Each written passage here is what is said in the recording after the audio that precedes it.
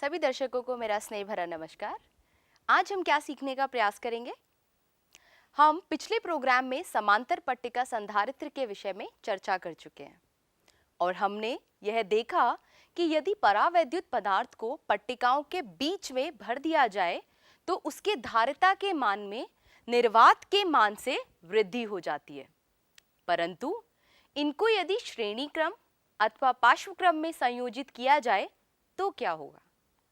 क्या धारिता का मान बढ़ेगा या फिर घटेगा? हमने यह भी जाना था कि संधारित्र ऊर्जा संचित करते हैं, तो यह ऊर्जा किस जगह पर संचित होती है? आज के कार्यक्रम के माध्यम से इन प्रश्नों के उत्तर ढूंढने का प्रयास करते हैं। तो आइए शुरू करें। हम कई संधारित्रों के संयोजन से एक प्रभावी धारिता का निकाय प्राप्त कर सकते हैं। दो संधारित्र C1 तथा C2 श्रेणी क्रम में संयोजित किए गए हैं, जैसा कि हम यहाँ देख सकते हैं। C1 के बाईं तथा C2 की दाईं पट्टिका बैटरी के दो टर्मिनलों से संयोजित है। उन पर क्रमशः +Q तथा -Q आवेश है। इसका अर्थ यह है कि C1 की दाईं पट्टिका पर -Q तथा C2 की बाईं पट्टिका पर +Q आवेश है। और अगर हम पट्टिकाओं को इस तरह ना जोड़ें तो क्या कुछ इससे भिन्न होगा? जी हाँ, यदि ऐसा नहीं है तो संधारित्र की दोनों पट्टिकाओं पर नेट आवेश शून्य नहीं होगा।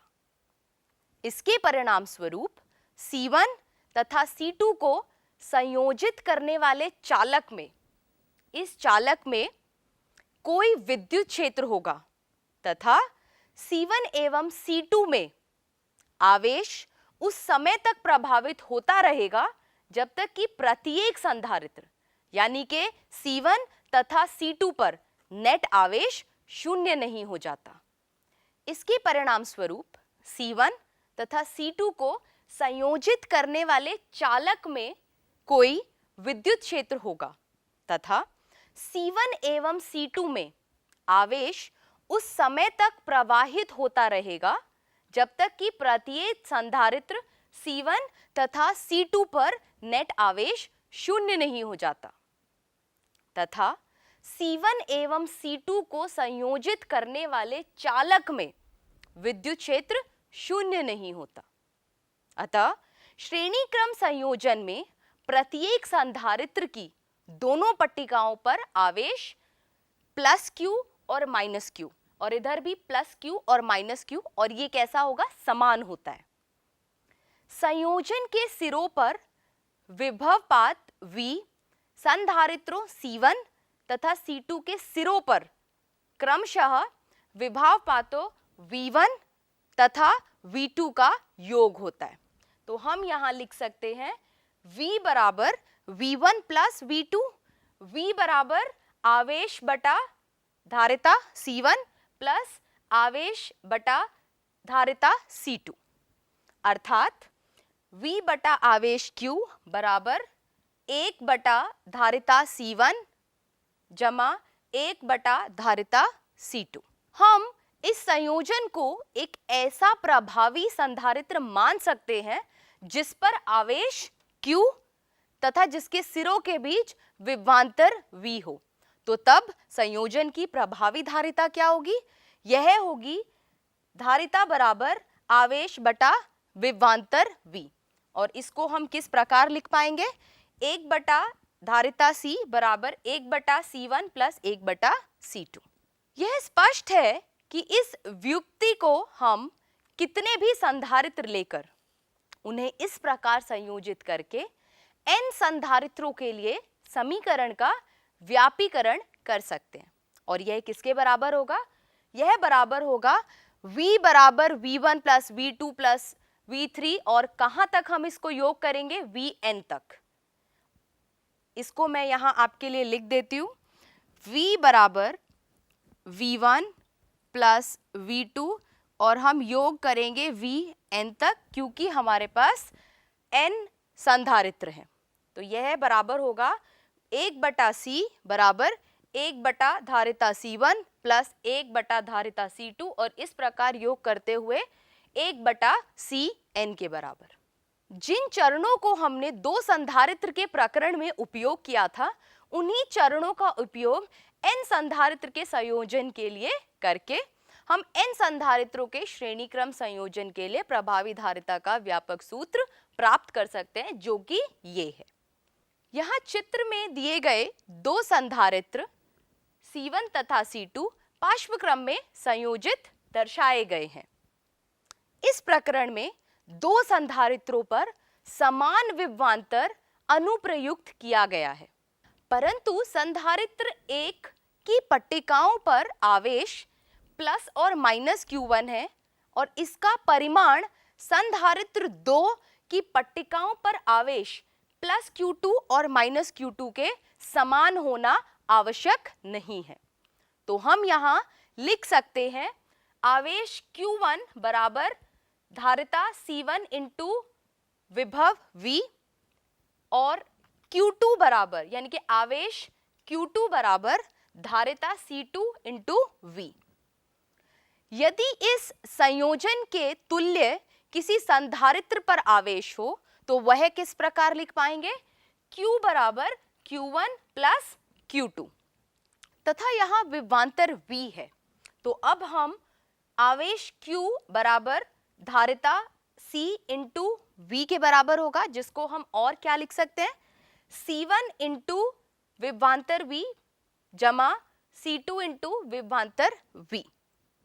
तो समीकरण की प्रभावी धारिता C किसके बराबर होगी? यह बराबर होगी C बराबर C1 प्लस C2 यानी कि दोनों धारिता के योग के बराबर है। तो इस प्रकार यदि दो संधारित्र पार्श्वक्रम में संयोजित किए जाते हैं तो उनकी प्रभावी धारिता उन दोनों की धारिता के योग के बराबर होगी। परंतु यदि दो से अधिक संधारित्र पार्श्वक्रम में संयोजित किए जाएं तो प्रभावी धारिता कैसे प्राप्त करेंगे? आइए देखते हैं। n संधारित्रों के पार्श्वक्रम संयोजन, जैसा कि यहां आप देख सकते हैं, इसके लिए प्रभावी धारिता C हम यह व्यापक सूत्र देखेंगे और यह किस प्रकार प्राप्त किया जा सकता है? इसको हम यहां लिखेंगे आवेश बराबर सभी संधारित्रों के आवेश का योग होगा, अर्थात C गुणा विभवांतर V बराबर Q1 के स्थान पर हम लिखेंगे धारिता C1 गुणा विभवांतर V प्लस Q2 के स्थान पर हम लिखेंगे धारिता C2 इंटू विभवांतर V जमा इस प्रकार हम Cn गुणा V तक जाएंगे और इससे हमें प्राप्त होता है C बराबर C1 प्लस C2 और कहां तक? Cn तक हम इसका योग करेंगे। प्रभावी धारिता का मान ज्ञात करने के बाद अब हम यह जानना चाहते हैं कि संधारित्र के भीतर कितनी ऊर्जा संचित होती है और यह ऊर्जा कहां पर संचित होती है। हम यह पहले ही चर्चा कर चुके हैं कि संधारित्र दो चालकों का एक ऐसा निकाय होता है जिस पर आवेश प्लस Q तथा माइनस Q होते हैं और इनके बीच कुछ पृथक्कन होता है। इस विन्यास में संचित ऊर्जा ज्ञात करने के लिए हम आरंभ में दो अनावेशित चालकों 1 तथा 2 पर विचार करेंगे। अब चालक 2 से चालक 1 पर आवेश के छोटे छोटे टुकड़ों में स्थानांतरित करने की किसी प्रक्रिया की कल्पना करते हैं ताकि अंत में चालक 1 पर प्लस Q आवेश आ जाए। आवेश संरक्षण नियम के अनुसार अंत में चालक 2 पर कितना आवेश होगा? यह आवेश माइनस Q होगा। चालक 2 और चालक 1 में किसका विभव अधिक है? जी हां, चालक 2 की तुलना में चालक 1 का विभव अधिक है।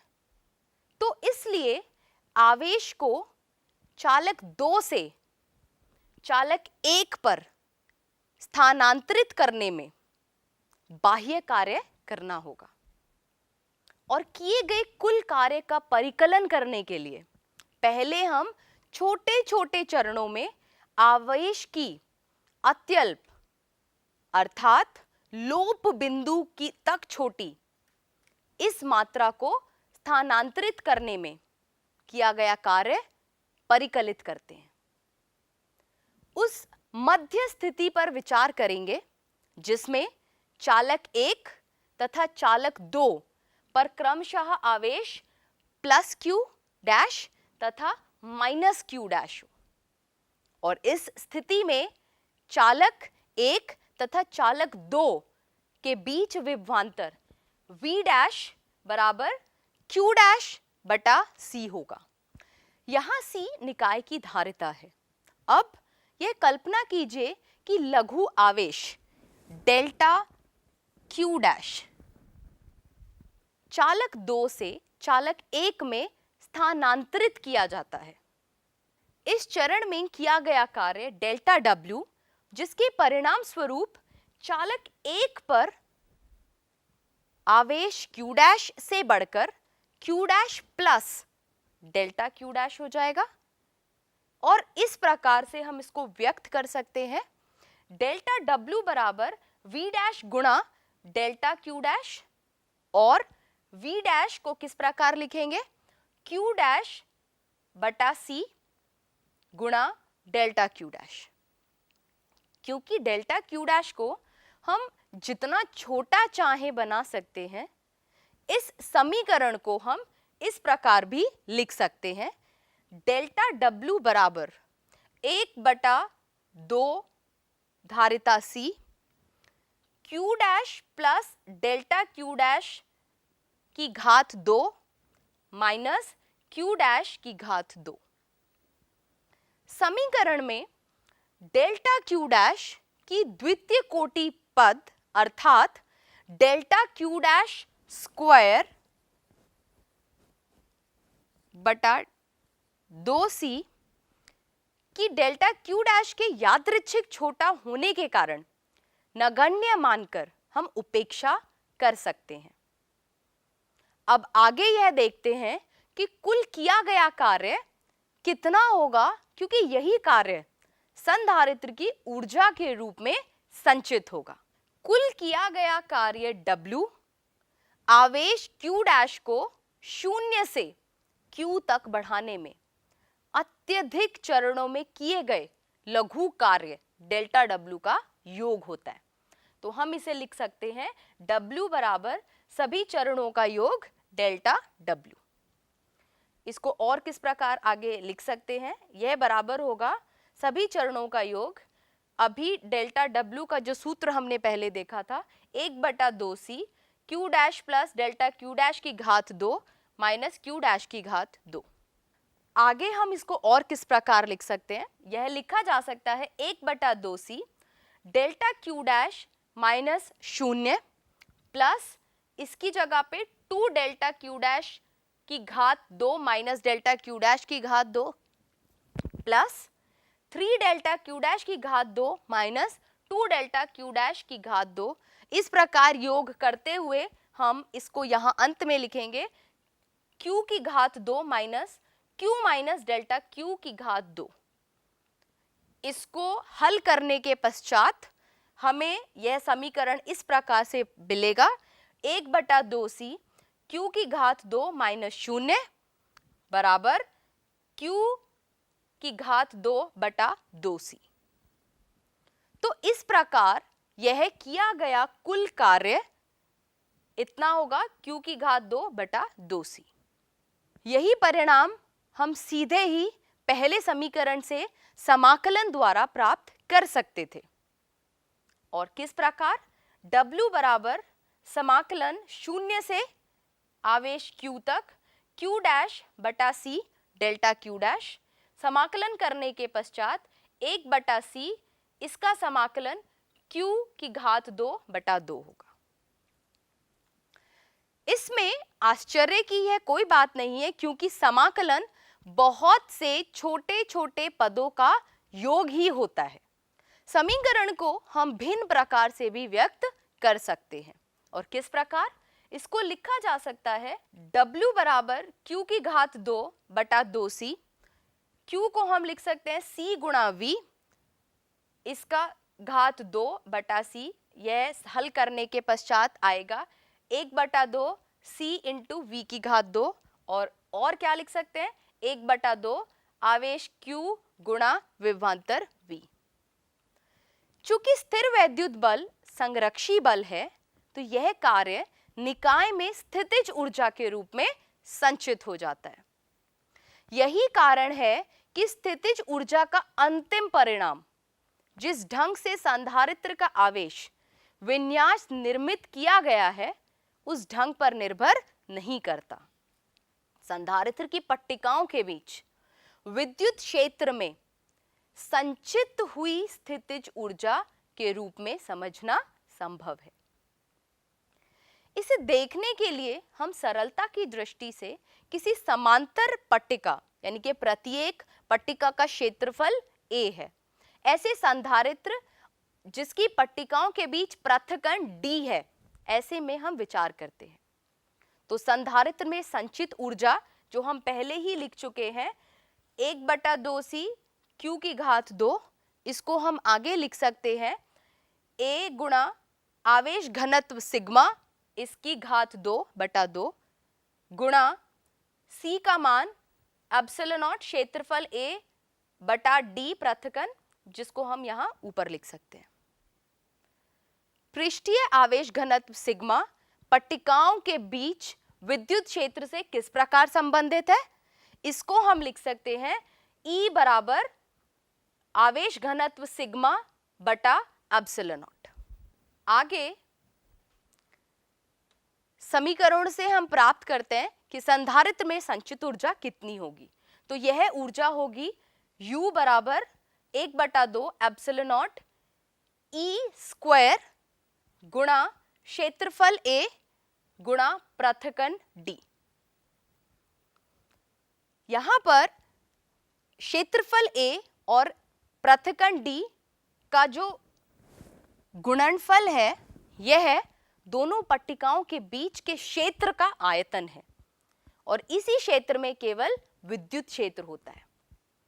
यदि हम ऊर्जा घनत्व को दिक् स्थान के प्रति एकांक आयतन में संचित ऊर्जा के रूप में परिभाषित करें, तो समीकरण के अनुसार अब यह होगा छोटा u बराबर 1 बटा 2 एप्सिलॉन नॉट विद्युत क्षेत्र E की घात 2।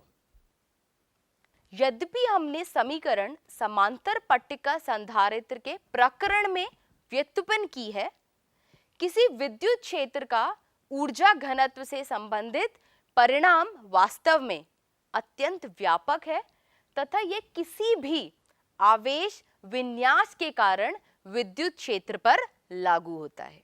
आइए अब एक प्रश्न का अभ्यास करते हैं।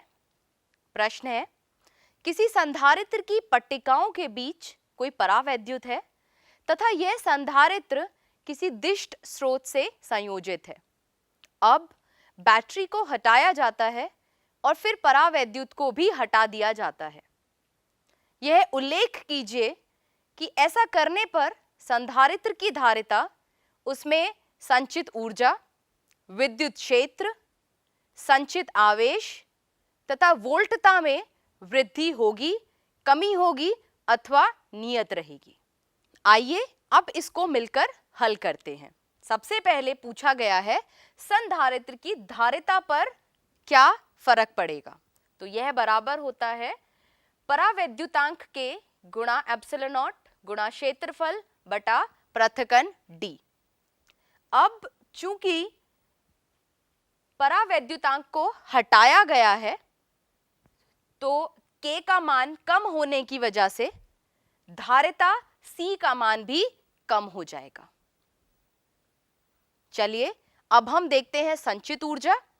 संचित ऊर्जा का मान U बराबर Q की घात 2 बटा 2C। अब यहां पर हम यह देख सकते हैं कि C का मान घट गया है, जैसा कि हमने अभी देखा। तो C का मान घट गया है और Q का मान नियत रहता है, तो इस वजह से ऊर्जा के मान में वृद्धि हो जाएगी। आइए अब देखते हैं विद्युत क्षेत्र के बारे में। E बराबर आवेश Q बटा क्षेत्रफल A गुणा एप्सिलॉन नॉट गुणा परावैद्युतांक K। अब हमने यहां देखा कि Q का मान नियत रहेगा, A और एप्सिलॉन नॉट भी नियत है, परंतु परावैद्युतांक को हटा दिया गया है, जिसकी वजह से K का मान कम हो जाएगा और इस परिणाम स्वरूप विद्युत क्षेत्र E में वृद्धि हो जाएगी। जैसा कि हमने अभी देखा कि बैटरी हटा देने पर आवेश Q का मान नियत रहता है, परंतु यदि बैटरी को ना हटाया जाए तो उस स्थिति में विभवांतर V का मान नियत रहता है, परंतु यहां बैटरी हटा दी गई है तो Q का मान नियत रहेगा। अंत में हम देखते हैं वोल्टता पर क्या प्रभाव पड़ेगा। वोल्टता V बराबर आवेश बटा धारिता C।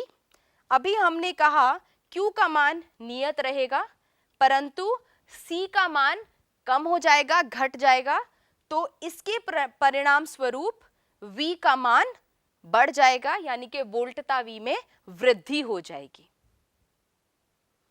इस प्रश्न को थोड़ा बदल देते हैं और अब दर्शकों के लिए एक अभ्यास है। यदि बैटरी को लगाए रखें और पट्टिकाओं के बीच में पूरी तरह से परावैद्युत को भर दिया जाए तो इन सभी भौतिक राशियों पर क्या प्रभाव पड़ेगा। आज के कार्यक्रम में हमने जो पढ़ा, हम उसको एक अनुरूपण की मदद से समझने का प्रयास करते हैं। उदाहरण के रूप में यदि हम दो संधारित्रों को श्रेणी क्रम में संयोजित करते हैं तो धारिता पर क्या प्रभाव पड़ेगा, आइए देखते हैं। सबसे पहले हमने संधारित्र C1 की धारिता को 1 × 10⁻⁻13 लिया है और इसी प्रकार C2 संधारित्र की धारिता का मान भी बराबर है 1 × 10⁻13 फैराड। आइए देखते हैं सूत्र के मुताबिक ये जो तुल्य धारिता है ये कितनी होनी चाहिए। तो तुल्य धारिता का सूत्र हम पहले ही पढ़ चुके हैं, 1/C बराबर 1/C1 प्लस 1/C2। C1 और C2 यहाँ दोनों बराबर हैं, तो C की तुल्य मान होगा 1 × 1, 1 + 1 और 10⁻⁻13। तो C का कुल मान होगा 0.5 × 10⁻⁻13 फैराड। और आप यहाँ ये देख सकते हैं कि जो मान हमने सूत्र के साथ निकाला है वही मान आपको यहाँ पर भी दिख रहा है 0.5 10⁻⁻13 फैराड। बट यहाँ ध्यान देने वाली बात ये है कि जो भी संधारित्र की धारिता हमने ली C1 और C2 जो कि थे 1 × 10⁻⁻13 और C2 भी बराबर था 1 × 10⁻⁻13, परंतु जो तुल्य धारिता है वो इस मान से कम है जो कि 0.5 × 10⁻⁻13 है। तो इससे हम यहाँ ये अंदाजा लगा सकते हैं कि जो भी संधारित्र आप श्रेणी क्रम में संयोजित करेंगे, जो तुल्य धारिता होगी वो सबसे छोटे धारिता से भी छोटी होगी। आइए अब हम देखते हैं कि यदि हम इस धारिता के मान को बढ़ा दें तो इससे क्या फर्क पड़ेगा और कैसे हम इनकी तुलना कर सकते हैं। अब हमने धारिता का मान रखा है 3 × 10⁻13 और यहाँ पर दूसरे धारिता का भी मान बराबर है 3 × 10⁻13। तो अब हम देखते हैं कि हमारी तुल्य धारिता कितनी आएगी। तो सूत्र वही रहेगा 1/C बराबर 1/C1 प्लस 1/C2। C तुल्य होगा 3 × 3, 3 + 3 और 10⁻⁻13। तो C का कुल मान होगा 1.5 10⁻⁻13 फैराड। तो यहाँ पर भी आप यह चीज देख सकते हैं कि हमने जो धारिता का मान लिया वह था 3 × 10⁻13 और इधर भी 3 × 10⁻13, परंतु जो तुल्य धारिता है वह इन दोनों से छोटी है, 1.5 10⁻⁻13। तो इससे हम यह निष्कर्ष निकाल सकते हैं कि यदि हम दो या दो से अधिक संधारित्र को श्रेणी क्रम में संयोजित करेंगे तो धारिता का मान, तुल्य धारिता का मान सबसे छोटे संधारित्र की धारिता से भी छोटा होगा। आइए अब हम यहाँ पार्श्वक्रम संयोजन करते हैं संधारित्रों का, और हम यह जानते हैं कि कुल धारिता पार्श्वक्रम संयोजन में सभी संधारित्रों की धारिता का योग होता है। तो यहाँ पर दर्शक यह देख सकते हैं कि दो संधारित्र की धारिता जो C1 है और C2 है, इसको हमने पार्श्वक्रम में संयोजित किया है। सूत्र के अनुसार कुल धारिता C बराबर C1 और C2 का योग होना चाहिए। तो यहां से हम देख सकते हैं C1 की धारिता 1 × 10⁻⁻13 प्लस C2 की धारिता भी हमने यहाँ बराबर रखी है। हमारे दर्शक इसको बदल के भी देख सकते हैं। तो यह होगा 1.1 × 10⁻⁻13, क्योंकि दोनों की धारिता बराबर है तो यह होगा 2 × 10⁻⁻13 फैराड। तो इस प्रकार जो संधारित्रों का संयोजन हमने यहाँ किया, कुल धारिता उन संधारित्रों की धारिता से अधिक है। आइए अब हम इन संधारित्र की धारिता को बदल देते हैं और यह देखेंगे कि कुल धारिता कितनी होगी या इसकी तुल्य धारिता कितनी होगी। तो यहाँ अब हम देख सकते हैं कि हमने C1 की धारिता और C2 की धारिता को बढ़ा दिया है और अब कुल धारिता फिर से C1 और C2 के योग के बराबर है। यह दोनों बराबर हैं 3 × 10⁻⁻13 प्लस 3 × 10⁻⁻13। तो C का कुल मान होगा 6 × 10⁻⁻13 फैराड। तो फिर से जो हमने सूत्र के अनुसार पढ़ा वही चीज हमने यहाँ देखी कि अब यह कुल धारिता पहले के तुलना में बढ़ गई है जब हमने C1 और C2 का मान 1 × 10⁻⁻13 रखा था। अंत में यदि हम श्रेणी क्रम संयोजन और पार्श्वक्रम संयोजन की तुलना करें तो हम यह देख सकते हैं कि श्रेणी क्रम में जो भी संधारित्र की धारिता हम लेते हैं श्रेणी क्रम संयोजन में, वह कुल धारिता प्रत्येक संधारित्र की तुलना में कम होती है। परंतु यदि पार्श्वक्रम संयोजन है तो जितने भी संधारित्र आप लेंगे उनका योग करेंगे तो तुल्य धारिता किसी भी एक जो भी हमने संधारित्र लिया है उसकी धारिता से अधिक होगी, क्योंकि यह धारिता का योग होता है। आइए अब एक प्रश्न का भी अभ्यास करते हैं। चित्र के नेटवर्क अर्थात जाल की तुल्य धारिता प्राप्त कीजिए। 300 वोल्ट संभरण यानी कि सप्लाई के साथ प्रत्येक संधारित्र का आवेश तथा उसकी वोल्टता भी ज्ञात कीजिए। आइए इस प्रश्न को साथ मिलकर हल करते हैं। सबसे पहले हम यह देख सकते हैं कि C2 तथा C3 श्रेणी क्रम में संयोजित हैं। तो श्रेणी क्रम संयोजन की कुल धारिता क्या होगी? 1/C' बराबर 1/C2 जमा 1/C3। यहाँ पर हम C2 और C3 का मान रखेंगे और हम यह देखेंगे कि इसकी C2 और C3 की कुल धारिता होगी 100 पिको फैराड। अब C2 और C3 की कुल धारिता C1 के साथ पार्श्वक्रम में संयोजित है।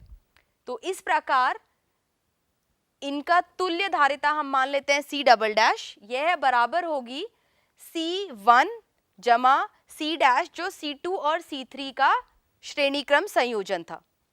इसके पश्चात अब इन सब का जो तुल्य धारिता का मान होगा वह होगा 1/C तुल्य बराबर 1/C" जमा 1/C4।